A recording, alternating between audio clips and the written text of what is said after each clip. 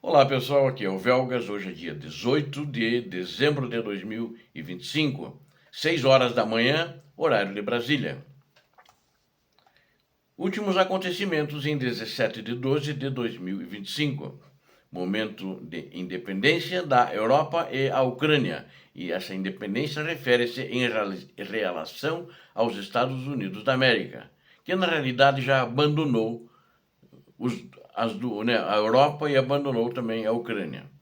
Ataques terroristas russos atingem Zaporizhia, Odessa e Donetsk. Putin chama líderes europeus de porquinhos e declara que objetivos da Rússia serão atingidos na Ucrânia. E ontem, 125 batalhas no teatro de operações. Vocês vejam que diminuiu bastante. Eles fizeram anteontem 255, ontem 125, uma perda de fôlego muito grande de um dia para outro. A questão de se reorganizar deles é que parece que não está muito boa, está complicada. Estão tendo muitas perdas. Bom, vamos então ao primeiro assunto, né, que é da independência da Europa. Quem declarou isso foi Ursula von der Leyen, que é a chefe do Conselho, é a chefe da Comissão Europeia, né? E a nova estratégia face à nova estratégia dos Estados Unidos da América. Ela declarou em 17 de dezembro, ou seja, ontem, e ela fez um discurso ontem, não é apenas uma declaração, no debate no plenário do Parlamento Europeu. Esse discurso é uma parte importante da preparação para a importantíssima reunião do Conselho Europeu sobre a Ucrânia, que ocorrerá nos dias 18 e 19 de dezembro, e o discurso de von der Leyen foi uma resposta à estratégia de segurança dos Estados Unidos da América do novo governo do presidente Donald Trump, na qual Washington se recusa, na prática, a apoiar a Europa. Ao mesmo tempo, demonstra a prontidão da Europa em garantir sua segurança de forma independente e em continuar apoiando a Ucrânia, no caso, a Europa, né? Que ela vai ter que... Ela é a única que está dizendo que vai apoiar a Ucrânia e que vai fazer isso de uma maneira independente. A paz de ontem se foi, diz a Ursula von der Leyen, mas não temos tempo para nos entregarmos à nostalgia. A única coisa que importa é como encaramos o presente. Nós, europeus, segundo as palavras dela, não podemos permitir que as visões do mundo de outros determinem o nosso futuro. Nenhum de nós deveria se chocar com o que os outros dizem sobre a Europa. Interessante isso, ela está batendo de frente sobre os Estados Unidos, contra os Estados Unidos, e está também apoiando a Ucrânia, como nós vamos ver na sequência. Eu vou ler um pouco aqui das palavras dela que são importantes. Esta não seria a primeira vez que ideias sobre a Europa se mostrariam ultrapassadas, sem dúvida nenhuma, né? E ela diz que esta não é a primeira vez que se percebe que a ordem mundial do pós-guerra está mudando a ponto de se tornar irreconhecível. A estratégia de segurança nacional dos Estados Unidos afirma corretamente: a Europa está perdendo sua participação no PIB mundial, diz ela. Aí ela disse, de 25% em 1990 para 14% atualmente. Mas o que ela não menciona, e eu vou mencionar, né, é que os números dos Estados Unidos estão seguindo a mesma direção. Eles estão decrescendo. A Europa tinha 25% em 1990. Os Estados Unidos tinham 22%. E agora, atualmente, a Europa tem 14% e os Estados Unidos da América também 14%. Então, também está caindo. O Trump dá um discurso ufanista, dizendo que ele tem que sair porque eles estão crescendo e a Europa não. Eles estão igual, né? E provavelmente essas medidas que ele tomou em relação à geopolítica, ou melhor, à geoeconomia no mundo, deem alguns reflexos negativos para os Estados Unidos da América. Bom, aí agora vou entrar de novo no discurso dela. Portanto, esta não é uma história sobre a economia de um lado ou de outro lado do Atlântico.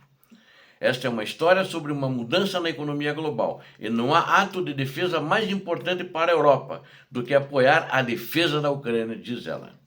Os próximos dias serão cruciais para garantir isso. Depende de nós como financiaremos a luta da Ucrânia. Sabemos o quão urgente isso é. Todos nos sentimos e vemos isso. Porque ao mesmo tempo em que as negociações de paz se intensificam, a Rússia intensifica sua série de ataques. De acordo com as estimativas do FMI, né, é importante destacar e os próprios cálculos da Europa, as necessidades da Ucrânia em 2006 e 2027 vão totalizar cerca de 137 bilhões de euros, né? A Europa deveria cobrir 2/3 desse valor, ou seja, 90 bilhões de euros, o que seria mais ou menos o acordado. Não se trata apenas de números, se trata de fortalecer a capacidade de Ucrânia a garantir uma paz verdadeira, né? Uma paz justa, uma paz duradoura e que proteja tanto a Ucrânia quanto a Europa. Trata-se de aumentar o preço da guerra para a Rússia. Ela falou isso agora. Trata-se de aumentar o preço da guerra para a Rússia. Sem dúvida, isso precisa ser feito. É a única maneira da Rússia parar a guerra e não inventar avançar de novo, pelo menos a curto prazo. Aí fala ela agora. Por isso propus duas opções para o futuro do Conselho Europeu. Uma baseada em ativos e outra em empréstimos da União Europeia. Teremos de decidir qual o caminho a seguir, mas uma coisa absolutamente clara: a decisão sobre o financiamento da Ucrânia para os próximos 2 anos deve ser tomada nesse Conselho Europeu. Já demos um passo extremamente importante.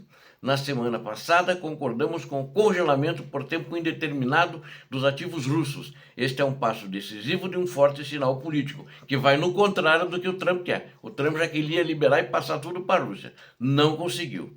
Isso significa que os ativos russos permanecerão congelados até que tomemos outra decisão, até que a Rússia ponha fim à guerra e pague à Ucrânia as reparações adequadas pelos danos que causou. Ou seja, isso é muito importante, esse posicionamento da senhora von der Leyen, e também é muito importante que o Conselho Europeu está tomando essa decisão e que vai ser discutida agora, hoje e amanhã, as decisões, e acho que a Ucrânia vai continuar com esse apoio firme da Europa, sem dúvida nenhuma. E o dos Estados Unidos vai sumir cada vez mais, na minha opinião, pelo posicionamento do presidente Donald Trump. Enquanto isso, ataques russos atingem Odessa, equipes de resgate em Donetsk estão trabalhando, um prédio em Zaporizhia também. Vamos começar aqui por Zaporizhia, que os ataques atingiram 163 apartamentos em Zaporizhia, ferindo pelo menos 32 pessoas. O prédio corre o risco de desabar, inclusive, onde foi feito esse ataque. E 2 pessoas ficaram feridas, estavam num carro civil, né, no sul de Zaporizhia, ou seja, uma covardia. Eles veem que é um carro civil, não é militar, jogaram um drone suicida em cima deles, né? Então, os russos continuam covardes e vão ser covardes. Não, a gente não pode ter dúvida nenhuma. Ele atacou ontem com 69 veículos aéreos, ou seja, 69 drones, a maioria Shahed, né? É uma guerra eletrônica também, através desses mísseis. A Força Aérea Ucraniana bateu desses 69, 37 drones. Acho que foi uma taxa alta que passou dos drones, 29 drones passaram, quase metade, né? E atingiram esses alvos em 12 locais. Mas justamente eles foram lançados contra áreas onde a defesa aérea é fraca ou é inexistente. Eles querem, na realidade, fazer terrorismo contra toda a Ucrânia. É impossível defender cada metro quadrado da Ucrânia contra os ataques aéreos, né? E eles também lançaram à noite ataques no sul de Odessa, na região sul de Odessa, danificaram infraestrutura de transporte, teve incêndios, mas esse incêndio foi rapidamente debelado. E em Odessa não houve relatório de vítimas, graças a Deus. E o que aconteceu em Odessa é que eles atacaram a estrutura de energia elétrica e 288 pessoas ficaram sem energia elétrica durante o período. Agora, e o fornecimento de água, que tinha sido afetado também, já foi restabelecido. E as entregas de água, ponto de distribuição, cozinha, já está tudo funcionando normalmente. Em Kharkiv também, eles atacaram um drone russo, por exemplo, atingiu uma residência, né? Ali na região de Kupiansk. e feriu ali um homem de 50 anos que sofreu ferimentos e foi internado por causa desses ferimentos. Na região de Donetsk, as tropas russas também atacaram a localidade de Druzhivka e com incêndios, tudo contra a população civil. Ou seja, os russos são complicados, eles querem causar terrorismo. E o Putin, enquanto isso, chama os líderes europeus de porquinhos, declara que os objetivos de guerra serão cumpridos incondicionalmente, né? Ele atacou os líderes ocidentais durante uma reunião anual com seu Ministério da Defesa em 17 de dezembro, ontem. E ele disse que vai atingir os objetivos de qualquer maneira, então significa que não tem paz. Não adianta negociar, não adianta perder tempo negociando, porque ele vai atingir, vai continuar tentando avançar. Caso as exigências da Rússia não fossem atendidas por meio de esforços diplomáticos, diz ele. Mas já se sabe, a Ucrânia não vai entregar território. Quando o Zelensky diz, olha, ok, mas vamos perguntar para o povo, vamos fazer um referendo. Eles não querem. E tampouco o Trump quer. Eles querem que o Zelensky entregue assim. Não vai acontecer, né? A Ucrânia tem uma promessa de garantias também, que o artigo, iguais ao artigo 5 da OTAN, que os países europeus e os Estados Unidos da América defenderiam a Ucrânia em caso de um ataque russo, caso a Ucrânia concorde em entregar esses territórios. Mas não vai acontecer. Esses territórios não serão entregues. Enquanto isso, 125 confrontos na frente de batalha desde o início do dia de ontem. 37, que foi o maior número individual, na região de Pokrovsk novamente, mas foram repelidos na linha de frente, né? E a Ucrânia continua fazendo a limpeza da área, avançando para a direção sul e eliminando procurando os russos que estão escondidos em casas, prédios, etc., né? Então caiu bastante o número de ataques, né?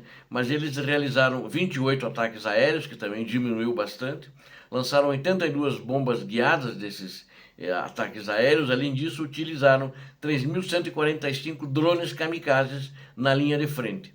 E nos ataques realizaram também 2.233 ataques de artilharia contra posições das tropas ucranianas e nas vilas da região onde as tropas ucranianas estão na linha de frente.